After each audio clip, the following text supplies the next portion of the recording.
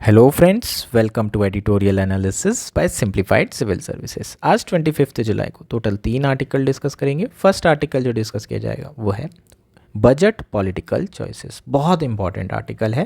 कल हमने बजट के बारे में पढ़ा, आज बजट के क्रिटिसिज्म के बारे में पढ़ लेते हैं। इकोनॉमी के कौन से एस्पेक्ट हैं जो बजट ने एड्रेस नहीं किए हैं उसे डिटेल में समझेंगे। कैसे ये बजट एग्जाम्पल है गुड पॉलिटिक्स और बैड इकोनॉमी का।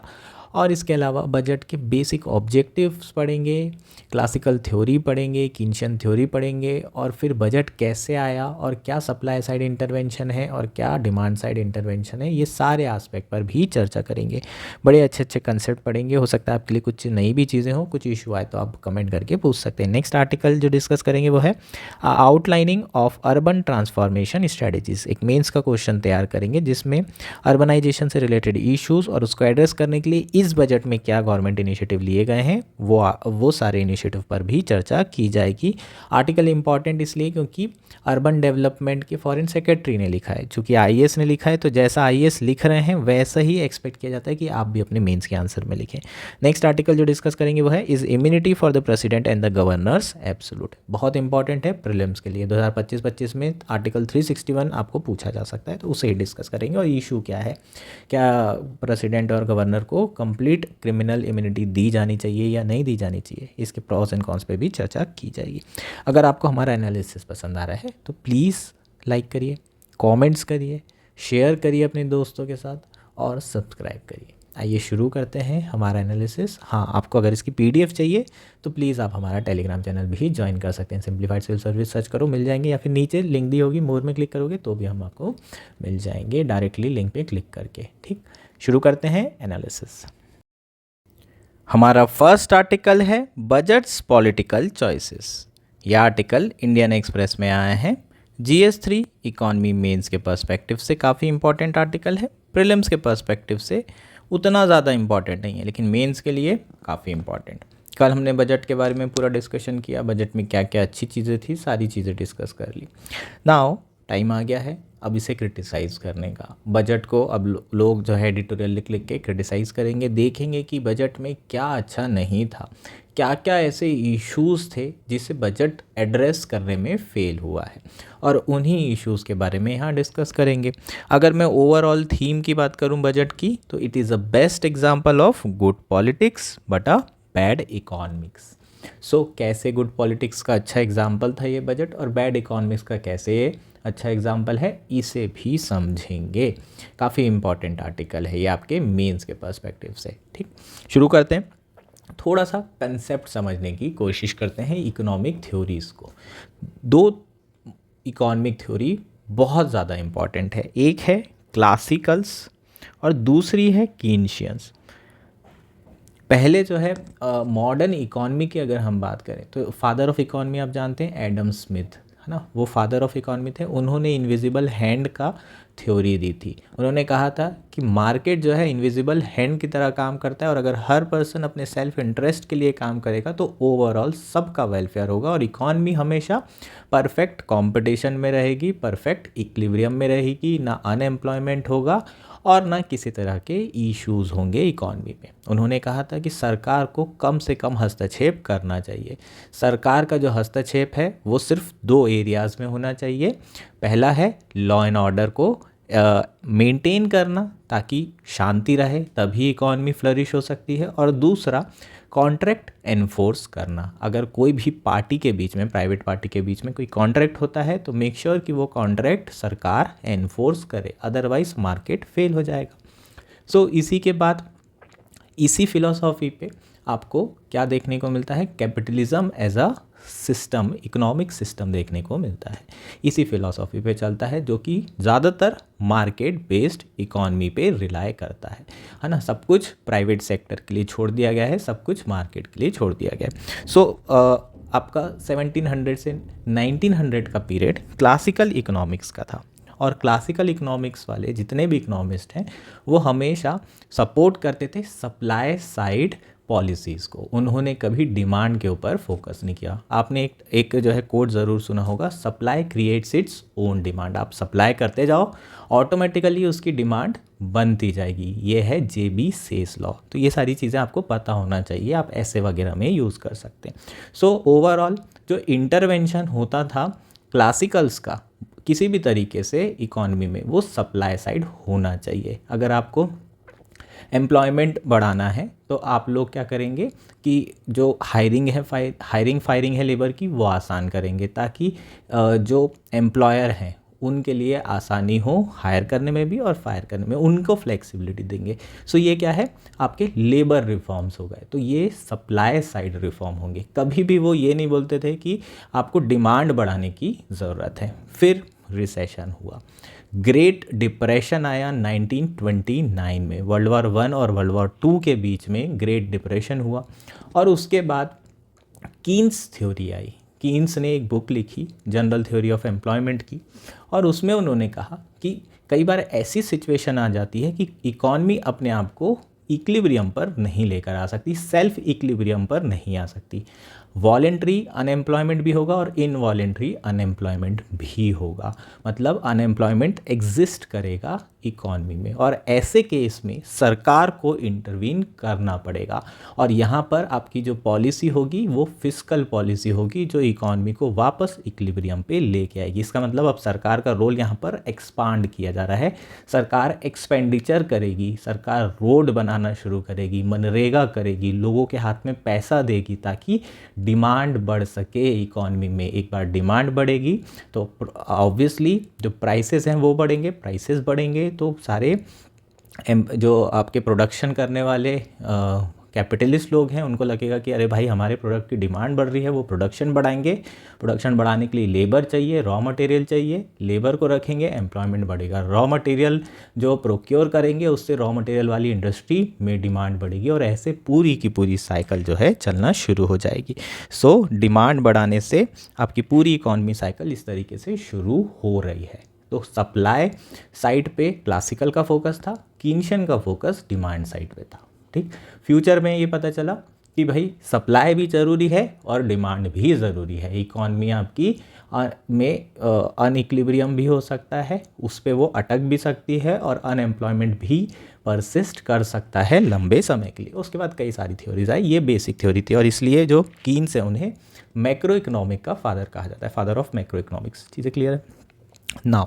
यहाँ पर बजट में क्या बात की जा रही, बजट में जो अभी गवर्नमेंट है ना, जनरली जो राइट विंग गवर्नमेंट होती है वो सप्लाई साइड मेजर्स पे फोकस करती है, और जो जनरली लेफ्ट विंग गवर्नमेंट होती है उसमें सरकार डिमांड साइड पे फोकस करती है। कांग्रेस जनरली डिमांड साइड पर ज़्यादा फोकस करती है और बीजेपी ज़्यादातर सप्लाई साइड पे। और यहाँ पर यही बात की है कि सरकार ने डिमांड साइड को एड्रेस नहीं किया है। हालांकि केंद्र सरकार पिछले कुछ सालों में कैपिटल इन्वेस्टमेंट ज़रूर कर रही है, लेकिन उसके बावजूद भी एक बहुत बड़ा मुद्दा हमेशा से रहा है कि लोगों की इनकम नहीं बढ़ रही है और सरकार उनके हाथ में कुछ पैसा नहीं दे रही, जिसके थ्रू डायरेक्टली डिमांड बढ़ सकती है। इनडायरेक्ट तरीके बहुत सारे अपनाए जा रहे हैं, लेकिन डायरेक्ट तरीके प्रॉपरली अपनाए नहीं जा रहे हैं। अभी सप्लाई साइड इंटरवेंशन कैसे कर रही है उसे समझाऊंगा।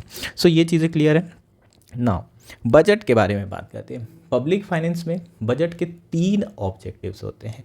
ठीक, जैसे जैसे सरकार का रोल बढ़ते चला गया पब्लिक फाइनेंस में, उसमें बताया गया कि सरकार किस तरीके से, गवर्नमेंट किस तरीके से जो है कई सारे ऑब्जेक्टिव अचीव कर सकती है। ना ही आप इकॉनमी को पूरे तरीके से प्राइवेट सेक्टर के भरोसे छोड़ सकते हैं और ना ही आप सब कुछ नेशनलाइज कर सकते हैं। आपको कहीं ना कहीं बैलेंस करना होगा, अदरवाइज मार्केट फेलियर भी हो जाएगा, गवर्नमेंट फेलियर भी हो जाएगा। और हमने दोनों ही देखा है, गवर्नमेंट फेलियर देखा है 91 के पहले, और अभी हम मार्केट फेलियर देख रहे हैं जब बहुत ज़्यादा करप्शन है, क्रोनी कैपिटलिज्म है और इनइक्वालिटी है, और जो डिस्ट्रीब्यूशन ऑफ इनकम है वो बहुत ज़्यादा इनइक्विटेबल है। सो बजट के 3 ऑब्जेक्टिव होते हैं। पब्लिक फाइनेंस में 3 ऑब्जेक्टिव होते हैं। क्या? फर्स्ट है allocation of resource. Allocation of resource करने का जो मेन काम है इकॉनमी में वो बजट करता है, सरकार करती है। कैसे करती है? मान लो किसी जगह टैक्स लगा दिया तो उसकी डिमांड कम हो जाएगी, डिमांड कम होगी तो प्रोडक्शन कम हो जाएगा, वहाँ रिसोर्सेस, लेबर, जो भी चीज़ें लग रही थी वो कम हो जाएगी क्योंकि ओवरऑल आउटपुट कम हो जाएगा। सो यहाँ से लेबर उठ के दूसरे सेक्टर में चले जाएंगे जहाँ पर टैक्स कम कर दिया है। अब यहाँ पर दूसरे सेक्टर में गए, वहाँ आउटपुट बढ़ेगा, उसकी डिमांड बढ़े। समझ में आ रहा है क्या? तो इस तरीके से हम रिसोर्सेज का एलोकेशन कर सकते हैं। हमारे पास कैपिटल और लेबर लिमिटेड है, इकॉनमी का मतलब ही scarcity of resources, otherwise economy की ज़रूरत ही नहीं होती। सो रिसोर्सेज का एलोकेशन फर्स्ट इंपॉर्टेंट टारगेट। दूसरा क्या है, मैक्रो इकोनॉमिक स्टेबिलिटी, जीडीपी पर फोकस करना, फिस्कल डेफिसिट कितना हो, ये दूसरा ऑब्जेक्टिव होता है। और तीसरा होता है distribution of income. Distribution of income मतलब सरकार जो है किससे टैक्स लेगी, जो वेल्दी लोग हैं, और किस पे खर्चा करेगी, जो पुअर पीपल हैं, वेलफेयर स्कीम्स चलाएगी। तो ये जो थर्ड प्रिंसिपल है ये वेलफेयर वाला प्रिंसिपल पर रिलाई करता है। ठीक, तो ये तीन आपके बजट के ऑब्जेक्टिव होने चाहिए। ये बेसिक अंडरस्टैंडिंग है ना बजट की, ये आपको पता होना चाहिए। होपफुली ये सारी चीज़ें क्लियर है। अब आर्टिकल पे आते हैं। अब article good politics bad economy कैसे है ये देख लेते हैं, और क्या क्या इश्यूज़ हैं जो एड्रेस नहीं किए। फर्स्ट है कि भाई पॉलिटिकल सर्कमस्टांसेस बदल गए, बिल्कुल बदल गए, है ना। पहले कोलिशन गवर्नमेंट नहीं थी, अब पॉलिटिकल कंपल्शन बहुत ज़्यादा हो गए, और आंध्र प्रदेश और बिहार को स्पेशल पैकेजेस देना पड़ा। एक जगह 60,000 करोड़ का, एक जगह 15-20 हज़ार करोड़ का, काफ़ी पैसा जो है इस दो स्टेट को दिया जा रहा है। तो कहीं ना कहीं बाकी स्टेट बोलेंगे कि यार हम में क्या प्रॉब्लम थी, हम कोई कम जो है पिछड़े नहीं हैं, हम भी बीमारू स्टेट हैं। यूपी बोल सकता है, मध्य प्रदेश बोल सकता है, मध्य प्रदेश ने तो पूरी 29 की 29 सीटें दी है किसको, बीजेपी को, फिर उसको भी कुछ अच्छा पैकेज मिलना चाहिए। उड़ीसा को मिलना चाहिए, उड़ीसा में बीजेपी ने पहली बार सरकार बनाई है, तो ऐसे में बाकी स्टेट से भी ऐसी डिमांड आ सकती है। सो अगर लॉन्ग टर्म में देखें तो बहुत अच्छा नहीं, लेकिन पॉलिटिकल कंपल्शन है। तो पॉलिटिक्स को साधने के लिए, सरकार को स्टेबल करने के लिए बढ़िया मूव था, और ये होना भी एक्सपेक्टेड था। लेकिन जो एक्सपेक्टेड नहीं था वो था बहुत सारे ऐसे इश्यूज जो सरकार ने एक्नॉलेज किए इस बार इकोनॉमिक सर्वे में, लेकिन उसे एड्रेस नहीं किए हैं। ऑलमोस्ट एक कंसेंसस है पूरे इकोनॉमिस्ट में, जहां लोगों को पता है कि भाई इकॉनमी जो है सफ़र कर रही है डेफिशिएंट डिमांड से। जो डिमांड है वो काफ़ी कम है, उसके कारण स्लो डाउन देखने को मिल रहा है in consumption growth. Overall consumption growth कम हो रही है, प्राइवेट इन्वेस्टमेंट बहुत टेपिड है, और एक्सपोर्ट भी बहुत ज़्यादा तेज़ी से नहीं ग्रो कर रहे हैं, प्रेकेरियस एक्सपोर्ट है। So in effect all the sources of demand, अगर हम देखें all three are the sources of demand, ये तीनों ही क्या है, डिमांड के सोर्सेज हैं, इसी के कारण डिमांड बढ़ सकती है। पहला है प्राइवेट कंजम्पशन, प्राइवेट कंजम्पशन बढ़ाएंगे तो डिमांड बढ़ेगी। दूसरा आप इन्वेस्टमेंट बढ़ाएंगे तो भी डिमांड बढ़ जाएगी, और तीसरा आप एक्सपोर्ट बढ़ाओ तब भी डिमांड बढ़ेगी। तो तीनों ही केसेस में देखें जहाँ से डिमांड बढ़ सकती है, वो तीनों ही बहुत ज़्यादा सीरियसली इम्पैक्ट हुए हैं अभी रिसेंटली कोविड से, और सरकार ने इसे एड्रेस करने के लिए ज़्यादा कुछ किया नहीं है।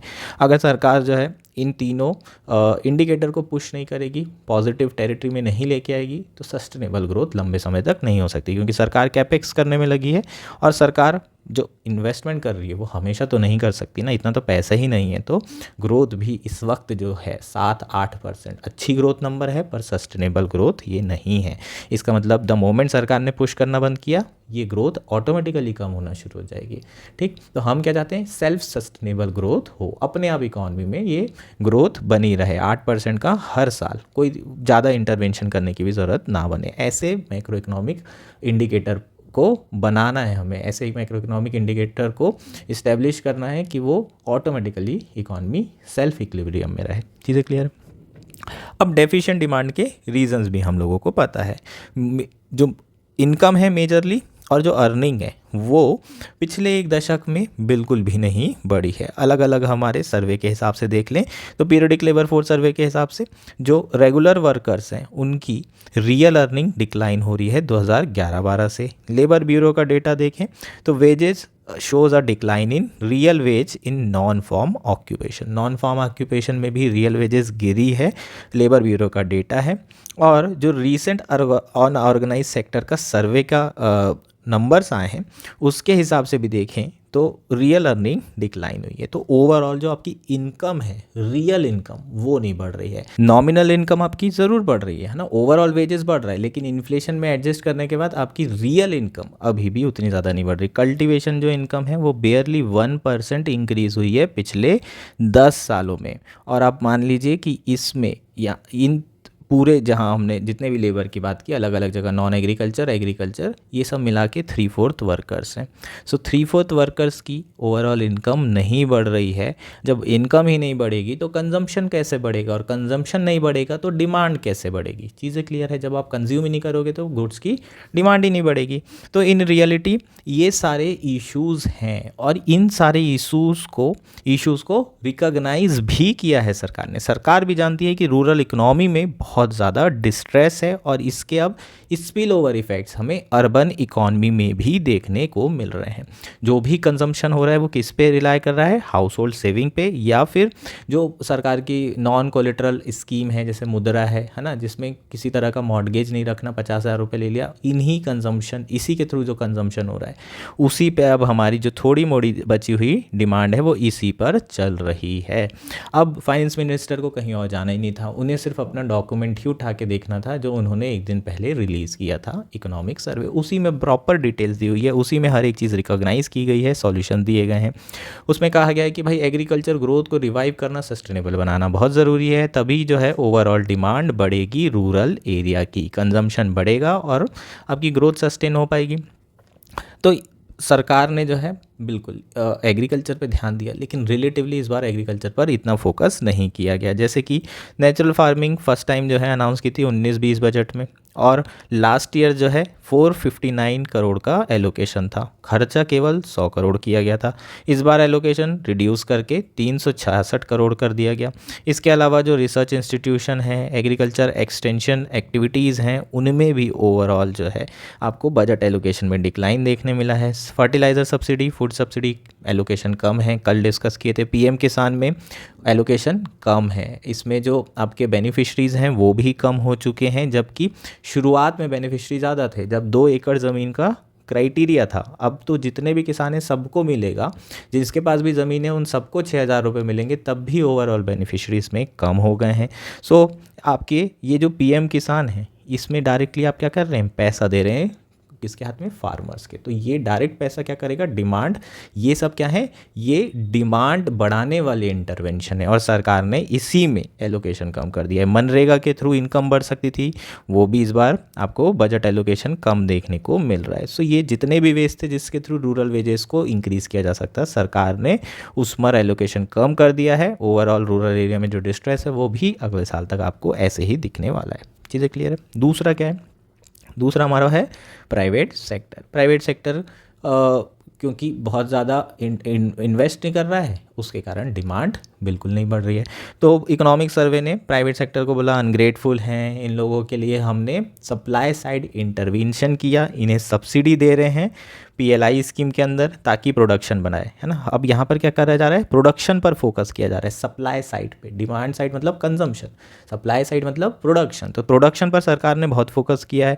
कैपिटलिस्ट लोगों को कई सब्सिडीज़ दी है कि भाई तुम पीएलआई के अंदर मैन्युफैक्चरिंग बढ़ाओ, हम तुम्हें सब्सिडी दे रहे हैं। इसके अलावा टैक्स ब्रेक्स दिए हैं। 2019 में सबसे ज़्यादा कॉर्पोरेट टैक्स हुआ करता था इंडिया का, बहुत कम कर दिया गया। तो ओवरऑल कॉर्पोरेट टैक्स कट कर दिए। इन लोगों ने अपना सब्सिडी का इस्तेमाल किया, अपनी बैलेंस शीट को क्लीन किया, है ना, जो इनके ऊपर लोन था वो सब कम किया। अब ये इन्वेस्ट ही नहीं कर रहे हैं। अब उनको ब्लेम करने से तो कुछ होगा नहीं। ऐसा तो नहीं कि भाई तुम इन्वेस्ट नहीं कर रहे हो, तुम्हारी गलती है और तुम लोगों ने देश के लिए कुछ नहीं किया है, एंटी नेशनल, ऐसे तो नहीं बोल सकते। आपको कुछ ना कुछ करना पड़ता है ताकि उनका इंटरेस्ट बना रहे। आपको बजट में ऐसी कुछ चीज़ें करनी होती ताकि वो ये फील कर सके कि नहीं यार अब ये टाइम आ गया है कि हमें क्या करने की ज़रूरत है, रिस्क लेने की ज़रूरत है, इन्वेस्टमेंट करने की ज़रूरत है। सो वो रिस्क लेने के लिए एक ऐसा एनवायरनमेंट, कंड्यूसिव एनवायरनमेंट तैयार करने में सरकार असमर्थ रही है, और ऐसे बजट में उन्होंने ऐसे कोई स्टेप्स भी नहीं लिए। हालांकि सरकार ने जो इनकम से रिलेटेड है, इनकम इनइक्वालिटी से रिलेटेड, इस एस्पेक्ट को एड्रेस करने के लिए एम्प्लॉयमेंट पर फोकस किया है ना। और एम्प्लॉयमेंट अगर बढ़ेगा तो इसके थ्रू हो सकता है कि डिमांड बढ़े। उसके लिए सरकार ने 2 लाख करोड़ अगले 5 से 6 सालों में बोला है कि खर्चा करेंगे। 41 मिलियन कम से कम जॉब क्रिएट करेंगे अगले 6 सालों में। और इस साल के लिए लेकिन बजट एलोकेशन केवल 28,000 करोड़ रखा गया है। जो ईपीएफओ से रिलेटेड स्कीम्स हैं वो स्कीम्स पिछले कई सालों से हैं, है ना, दूसरे फॉर्म में हैं पर कई सालों से है। सो ओवरऑल जो लोग हैं उनको इतना बेनिफिट मिलेगा नहीं। उसका एक बहुत बड़ा रीज़न है कि सरकार ने कंडीशंस बहुत सारी लगा कर रखी है इन स्कीम के बेनिफिट उठाने के लिए। इसका मतलब इस स्कीम के बेनिफिट उठाना है तो आपको ईपीएफओ में रजिस्टर ज़रूर करना पड़ेगा। अगर आप नहीं करेंगे तो दिक्कत हो जाएगी। 2023-24 में 13 मिलियन लोग टोटल एज ए वर्कर हैं जो कि रजिस्टर्ड हैं। 2022-23 में ये 1 मिलियन ज़्यादा हुआ करते थे, 14 मिलियन हुआ करते थे। तो पिछले एक साल में 1 मिलियन जो ऐसे वर्कर हैं जो कि ईपीएफओ में कम हुए हैं, और ये चिंता की बात है। ऑब्वियसली वो एम्प्लॉयमेंट से चले गए हैं, इसलिए ही है ना, उन्हें वर्क नहीं मिल रहा है, इसलिए वो ईपीएफओ में उनका जो अकाउंट है वो डॉर्मेंट हो चुका है, नहीं चल रहा है। सो सरकार का टारगेट है कि ईपीएफओ एनरोल्ड जॉब जो है कम से कम 16 बिलियन तक हमें पहुंचाना है। तो ये मेन टारगेट है, और इसके लिए सरकार को लगभग 17,500 रुपये पर एम्प्लॉय खर्चा आएगा। लेकिन अगर आप देखें रेस्ट ऑफ द 94% जो खर्चा है ना, रेस्ट ऑफ द 94% वो प्राइवेट सेक्टर को उठाना पड़ेगा। अगर किसी भी एम्प्लॉय की सैलरी 25,000 भी होती है तो सरकार 17,500 रुपये उठाएगी इसका खर्चा, और बाकी एक साल का जो भी खर्चा होगा वो 94% प्राइवेट सेक्टर को। तो प्राइवेट सेक्टर को बहुत ज़्यादा जो है यहाँ पर ऐसा नहीं हो रहा है कि बहुत ज़्यादा मदद मिल रही हो, बहुत ज़्यादा रियायत मिल रही हो कि वो सडनली जो है एम्प्लॉयमेंट देना शुरू कर दे, ऐसा बिल्कुल नहीं है। लेकिन ये भी एक सप्लाई साइड क्या है, इंटरवेंशन है। यहाँ पर भी प्रोडक्शन के लिए ही जोर लगाया जा रहा है, अभी भी कंजम्पशन के लिए कुछ ज़्यादा सरकार नहीं कर रही है।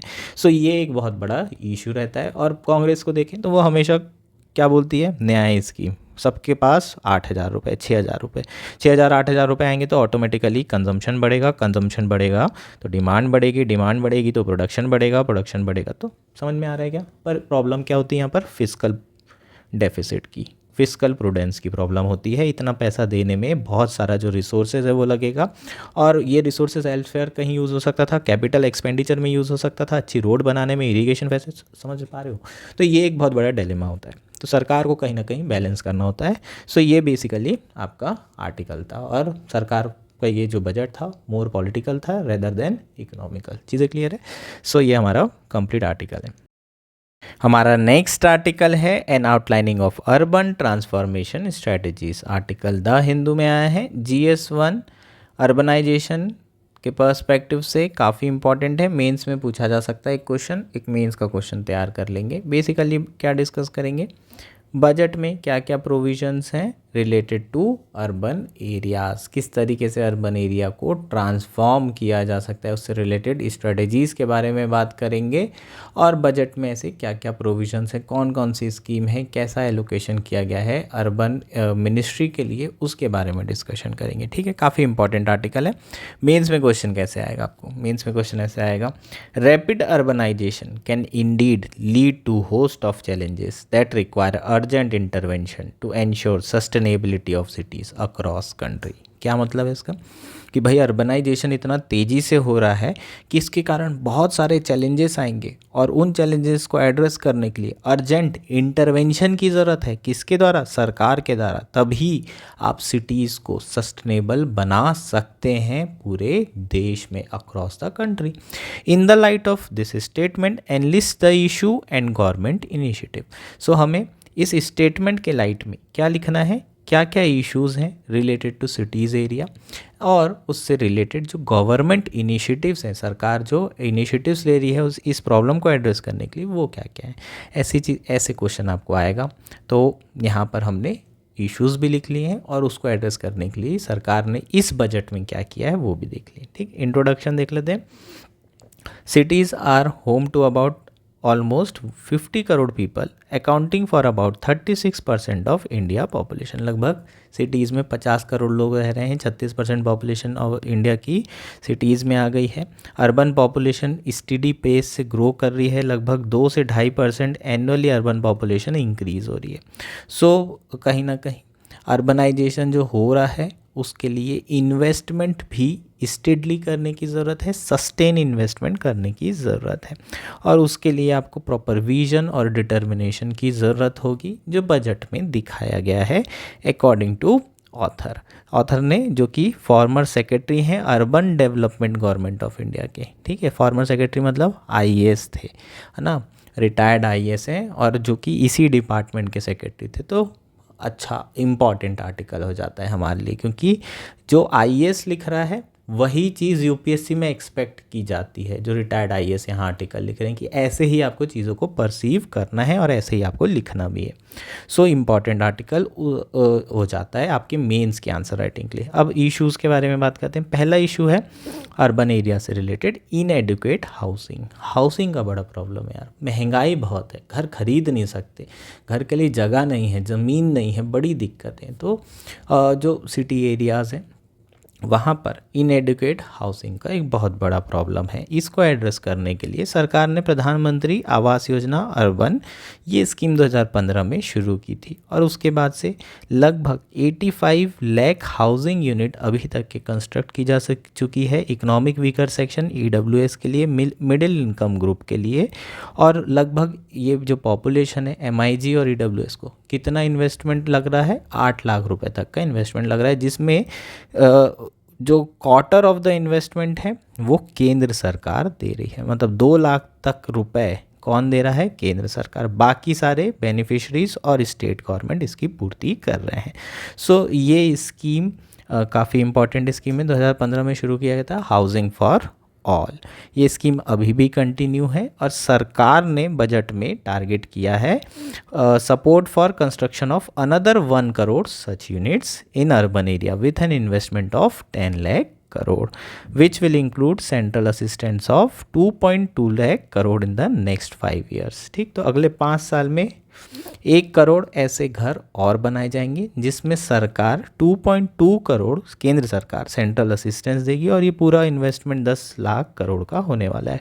ठीक, तो हाउसिंग सेक्टर वैसे भी बहुत इंपॉर्टेंट सेक्टर है। अगर घर बनेंगे तो डिमांड बहुत ज़्यादा, इकॉनमी बहुत तेज़ी से ग्रो करती है ना। कंस्ट्रक्शन और ये सारी चीज़ें, लेबर एम्प्लॉयमेंट भी बहुत ज़्यादा बढ़ता है। कंस्ट्रक्शन में अच्छा खासा एम्प्लॉयमेंट बढ़ सकता है। ठीक, नेक्स्ट क्या है प्रॉब्लम, ओवरफ्लोइंग स्लम एरियाज़ बहुत तेज़ी से बढ़ रहे हैं और स्लम एरिया में भी पॉपुलेशन बहुत तेज़ी से बढ़ रही है। जब भी आप देखें, कोई भी मूवीज़ देखे होंगे आपने, जब भी आदमी रूरल एरिया से आता है अपनी पत्नी को लेकर आता है तो सोचता है कि शहर में यार कहीं बढ़िया सा ठिकाना मिल जाए रहने के लिए। जब वो जाता है तो 15,000 रुपये उसे रेंट देना पड़ता है एक कमरे का। 15,000 रुपये रेंट के लिए उसे 15,000 की 2 एडवांस देने पड़ते, 45,000 रुपये। इतना तो वो पूरा सादे ब्याह से सब कुछ बेच बाज के भी आता तो भी इतना नहीं लेके आता। तो फिर उन लोगों को जाना कहाँ पड़ता है, या तो स्ट्रीट में या तो फिर स्लम एरियाज़ में। सो स्लम एरिया भी बहुत तेज़ी से ओवरफ्लो हो रहा है। स्लम एरिया की पॉपुलेशन बढ़ रही है, स्लम एरिया का एरिया बहुत इंक्रीज़ हो रहा है। सो इस इशू को एड्रेस करने के लिए सरकार ने क्या किया है, the budget has announced now new rental housing with dormitory type accommodation for industrial worker. अब कोशिश ये की जा रही है कि जो इंडस्ट्रियल वर्कर्स हैं उनके लिए एक हॉल बना दिए जाएँ। डॉर्मेट्री आपको पता होगा ना, एक सिंगल बिस्तर मिलता है पूरे हॉल में। सो आपके अलग अलग बिस्तर हो जाएंगे। यहाँ पर लोग 100, 150, 200 रुपये इतना नॉमिनल चार्जेस रहता है, इसको दे करके रह सकते हैं, है ना। इस और सरकार चाहे तो सस्ते बना सकती है। सरकार जो है पीपीपी मोड में, जिसमें वायबिलिटी गैप फंडिंग स्कीम के थ्रू ये प्रोजेक्ट कंप्लीट करना चाहती है। सो पीपीपी मोड में वीजीएफ देगी। वायबिलिटी गैप फंडिंग क्या होती है यार, पता होगा आप लोगों को। सरकार ये बोल रही है प्राइवेट सेक्टर को कि आप लोग जो है कंस्ट्रक्शन करिए, आप कंस्ट्रक्शन करिए, चिंता मत करिए, हम हैं, हम आपका समर्थन करेंगे। 100 करोड़ रुपए लग रहे हैं पूरे कंस्ट्रक्शन करने में। तो सरकार, प्राइवेट सेक्टर बोले ठीक करो, बोले नहीं हमारे पास इतने पैसे नहीं है, हम सिर्फ 60 करोड़ तक जुटा पाए हैं। सरकार बोलेगी कोई दिक्कत नहीं है, 40 करोड़ हम देंगे। काय के अंदर देंगे, वीजीएफ स्कीम के अंदर।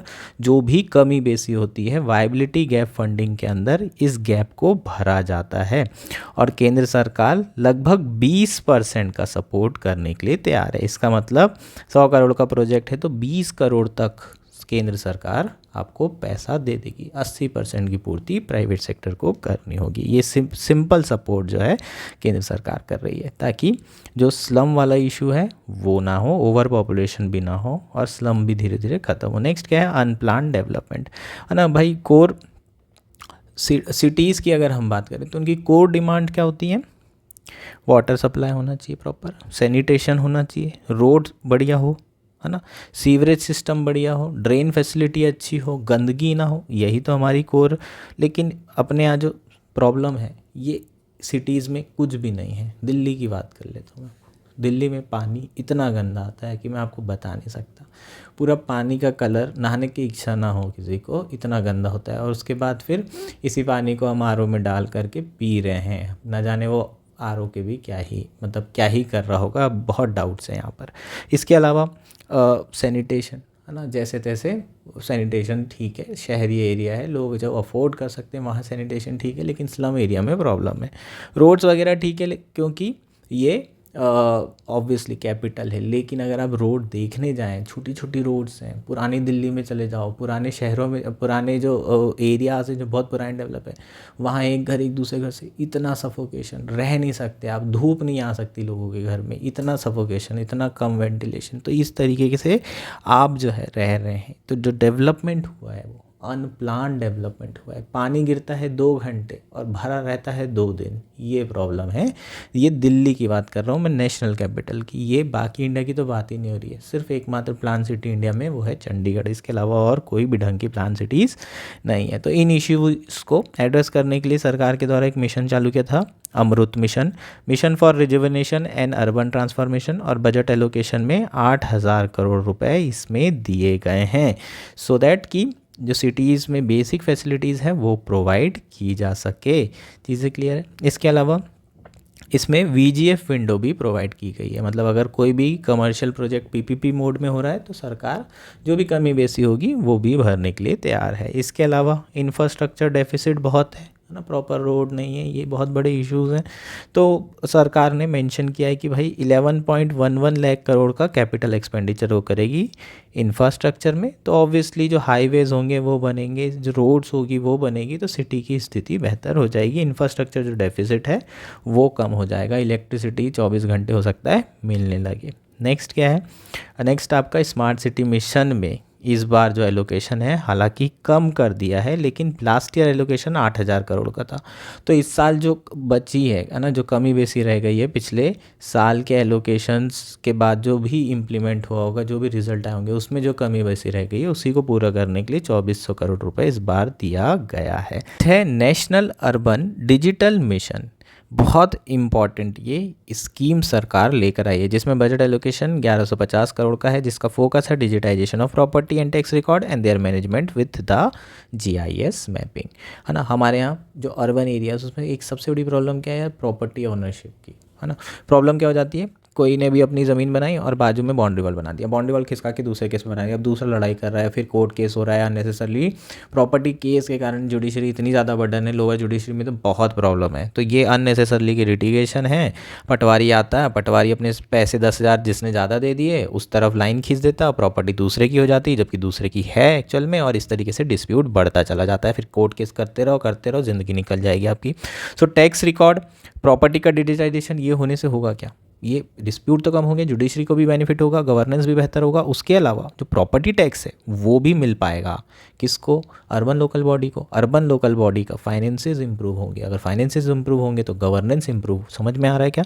सो सबसे बड़ा इशू क्या है, पुअर गवर्नेंस है, और उसका बहुत बड़ा रीज़न है टॉप डाउन अप्रोच। जो लोकल बॉडी है वो एम्पावर्ड ही नहीं है, क्योंकि उसके पास फाइनेंस ही नहीं है, उसके पास पैसा नहीं है, फाइनेंस नहीं है, पैसा नहीं है, तो वो कहाँ से करेगा। उसके रेवेन्यूज़ को बढ़ाने के लिए सरकार के द्वारा ये बहुत अच्छी पहल की गई है। इसके अलावा फाइनेंस कमीशन जो है 25,653 रुपये की ग्रांट तो उन्हें देगा ही देगा म्यूनसिपाल्टीज़ को। इसके अलावा सरकार जो है न्यू सिटीज़ के इनक्यूबेशन के लिए 500 करोड़ तक के प्रावधान भी उन्होंने किया है। नेक्स्ट इशू क्या है, lack of public transport and connectivity to rural and peri urban areas, ये भी एक बहुत बड़ा इशू है। इसके लिए सरकार लगातार काम कर रही है। दिल्ली से आसपास मेरठ एरिया और आसपास के जितनी भी पेरी अर्बन एरियाज़ हैं वहाँ पर हमें सेमी हाई स्पीड रेल देखने को मिलने वाली है। ऐसे कई प्रोजेक्ट सरकार ने शुरू किए हैं ताकि कनेक्टिविटी अर्बन एरिया से पेरी अर्बन एरियाज़ में बढ़ाई जा सके, मोबिलिटी इम्प्रूव की जा सके। इसके अलावा बहुत सारे पब्लिक ट्रांसपोर्ट प्रोजेक्ट भी सिटीज़ एरिया में शुरू किए जा रहे हैं स्टेट गवर्नमेंट की मदद से। इसके अलावा सरकार जो है इलेक्ट्रिक बस सिस्टम भी जो है इलेक्ट्रिक बस सिस्टम को भी प्रमोट कर रही है सिटीज़ एरिया में, और लगभग 1,300 करोड़ रुपए इसके लिए प्रोवाइड किए। सो ये पब्लिक ट्रांसपोर्ट और वो भी ग्रीन टेक्नोलॉजी का यूज़ करके, ताकि एनवायरनमेंट को नुकसान ना हो। तो पब्लिक ट्रांसपोर्ट भी इम्प्रूव करना है और ग्रीन टेक्नोलॉजी के थ्रू, सो क्लीनर एनवायरनमेंट भी सिटीज़ में रहना चाहिए। नेक्स्ट और मोस्ट इंपॉर्टेंट इशू, सबसे बड़ा इशू होता है अर्बन एरिया का, वो है सॉलिड वेस्ट मैनेजमेंट। बड़ा कूड़ा, बड़ा कचरा, बड़ी गंदगी, ये एक बड़ा चैलेंज है और इसलिए सरकार ने स्पेशल इस पे थ्रस्ट दिया है, स्पेशल फोकस किया है to introduce bankable project for solid waste management in collaboration with state government and financial institution. ठीक, नेक्स्ट इशू क्या है, वेंडर स्ट्रीट वेंडर प्रॉब्लम है। बहुत ज़्यादा आपको देखेंगे स्ट्रीट में वेंडर्स दिख जाते हैं, उसके कारण रोड में जगह नहीं रहती, एक्सीडेंट जाते हैं, सिटीज़ ख़राब दिखती है, बहुत कचरा लगता है, गंदगी लगती है एंड ऑल।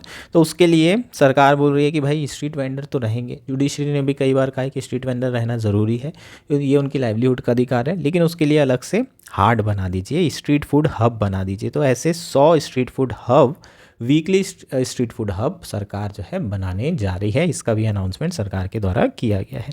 सो ये ओवरऑल बजट देखें तो काफ़ी अच्छा बजट है अर्बन ट्रांसफॉर्मेशन के लिए, और ये स्ट्रेटजीज सरकार के द्वारा फॉलो की गई है, जिसमें अलग अलग इश्यूज़ को एड्रेस करते हुए अलग अलग बजट एलोकेशन किया गया है। अब स्टेट गवर्नमेंट को भी और म्यूनसिपालिटीज़ और म्यूनसिपल कॉरपोरेशन को भी आगे आके बेहतर इम्प्लीमेंटेशन के लिए काम करना चाहिए और अपने रिसोर्सेज भी यूज़ करना चाहिए, ताकि जो सिटीज़ है उसे स्मार्ट बनाया जा सके। दैट्स इट, यही था आपका पूरा आर्टिकल। हमारा नेक्स्ट और आज का लास्ट आर्टिकल है is immunity for president and governor absolute. Article the Hindu में आया है, GS2 पॉलिटी मेंस के पर्सपेक्टिव से इंपॉर्टेंट है। हो सकता है 2024 में दिख जाए आपको सिमिलर क्वेश्चन कि क्या प्रेसिडेंट और गवर्नर को इम्यूनिटी जो दी गई है वो एब्सोल्यूट नेचर की है या रिलेटिव है। क्रिमिनल लॉज के अंदर इम्यूनिटी एब्सोल्यूट है या फिर सिविल लॉज के अंदर एब्सोल्यूट है, या उससे रिलेटेड प्रोविजंस क्या हैं, ऐसे कुछ भी पूछ सकता है। प्रीलिम्स में तो यार दिख ही सकता है अगले साल 2025 में। सो इस आर्टिकल के थ्रू हम आर्टिकल 361 ऑफ द कॉन्स्टिट्यूशन के बारे में पढ़ेंगे, immunity for the president and governor के बारे में डिटेल में पढ़ेंगे। प्रीलिम्स में तो 100% आने के चांसेस हैं। शुरू करते हैं आर्टिकल। सबसे पहले कंटेक्स्ट देख लेते हैं। रिसेंटली सुप्रीम कोर्ट में एक केस फाइल किया गया था और उस केस के फाइल होने के बाद जो चीफ जस्टिस ऑफ इंडिया हैं DY चंद्रचूड़, उन्होंने 3 जज की बेंच बनाई गई है जिसको वो खुद हेड कर रहे हैं। और क्या डिसाइड किया जाएगा, if a blanket immunity granted under article 361 to the president and governor while in office from the criminal proceeding undermines fairness, constitutional morality and violates fundamental rights to equal protection of law and fair trial। क्या decide किया जा रहा है कि भाई article 361 के अंदर जो क्रिमिनल प्रोसीडिंग के अगेंस्ट में इम्यूनिटी दी गई है, किसको, प्रेसिडेंट और गवर्नर को, जब तक कि वो उस ऑफिस में है तब तक के उन्हें ये इम्यूनिटी दी है। क्या ये इम्यूनिटी एब्सोल्यूट नेचर की है, पहला क्वेश्चन। दूसरा, क्या ये कॉन्स्टिट्यूशनल मॉरलिटी के अगेंस्ट है, फेयरनेस के अगेंस्ट में है, और क्या ये वायलेट करता है लोगों का fundamental right to equal protection of law and fair trial. ठीक, ये जो है आपके इश्यूज क्वेश्चन में है जो रेस किए जा रहे हैं इस केस में। अब केस क्या था ये देख लेते हैं। केस था वेस्ट बंगाल का, जहां एक महिला ने राजभवन, एक महिला एम्प्लॉई थी जो कि राजभवन में काम कर रही थी। राजभवन मतलब गवर्नर के हाउस में। तो उन्होंने जो बंगाल के गवर्नर हैं CV आनंद बोस, उनके अगेंस्ट में सेक्सुअल हरासमेंट की कंप्लेंट फाइल करना चाहिए। लेकिन पुलिस वालों ने कहा कि भाई क्या करोगी फाइल करके, उनके ऊपर तो कोई क्रिमिनल प्रोसीडिंग कर ही नहीं सकते हम ना FIR कर सकते, क्योंकि वो गवर्नर हैं। जब तक कि वो ऑफिस में हैं तब तक कि हम कुछ नहीं कर सकते, हमारे हाथ बंधे हुए हैं। क्यों? क्योंकि संविधान ने कह दिया है कि भाई उन्हें तो एब्सोल्यूट इम्यूनिटी प्रोवाइड की गई है। तो फिर वो बोली कि नहीं भाई ये तो गलत है। तो सुप्रीम कोर्ट गई, उन्होंने केस फाइल किया और कहा कि भाई ऐसे कैसे हो सकता है कि आप किसी को भी एब्सोल्यूट इम्यूनिटी दो, है ना, चाहे वो प्रेसिडेंट हो चाहे वो गवर्नर हो। और ये जो एब्सोल्यूट इम्यूनिटी दी गई है ये विक्टोरियन बिलीफ के कारण दी गई है, वो बिलीफ कि king can do no wrong. ये लाइन बहुत ज़्यादा इंपॉर्टेंट है कि कोई भी राजा कुछ गलत कर ही नहीं सकता, इसलिए ये क्रिमिनल जो इम्यूनिटी दी गई है वो दी गई है। इसका मतलब वो कोई भी क्रिमिनल वाले काम कर सकते हैं, कुछ भी क्राइम कर सकते हैं, लेकिन उसके अगेंस्ट में आप उन पर कोई भी केस फाइल नहीं कर सकते। उन्होंने कहा कि जो है ये कहीं ना कहीं मेरे फंडामेंटल राइट का वॉयलेशन है, और क्या जेंडर वायलेंस की कंप्लेंट भी मैं नहीं कर सकती जब तक कि जो गवर्नर है वो ऑफिस में है। हो सकता है कि जब तक वो ऑफिस से जाएं तब तक कि इन्वेस्टिगेशन बहुत डिले हो जाए, उसके बाद कोई एविडेंस ना मिले, और उसके बाद फिर जो मेरा जस्टिस का राइट है वही डिनाई हो जाए। सो ओवरऑल आर्टिकल 21, 14, 15 का यहाँ पर वॉयलेशन होता हुआ दिखाई दे रहा है, और उन्होंने इसी को चैलेंज किया है सुप्रीम कोर्ट में। चीज़ें क्लियर है।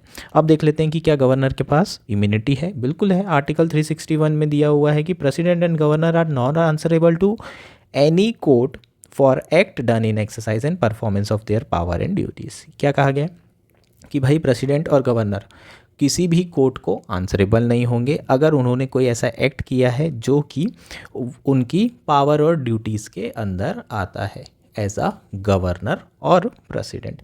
However the first provision to article 361 allows the conduct of president to be reviewed by any court, tribunal and body designated by either house of parliament for investigation of charge under article 61। तो 61 के अंदर हाँ बिल्कुल कर सकते हैं। 61 के अंदर कोर्ट रिव्यू कर सकता है। जब इम्पीचमेंट वाली बात होगी तभी जो है कोर्ट क्या करेगा, इनके एक्शन को रिव्यू करेगा। अदरवाइज ना जो है आप गवर्नर के अगेंस्ट में और ना ही आप प्रेसिडेंट के अगेंस्ट में कोई भी केस फाइल कर सकते हैं, उन्हें कंप्लीट इम्यूनिटी है।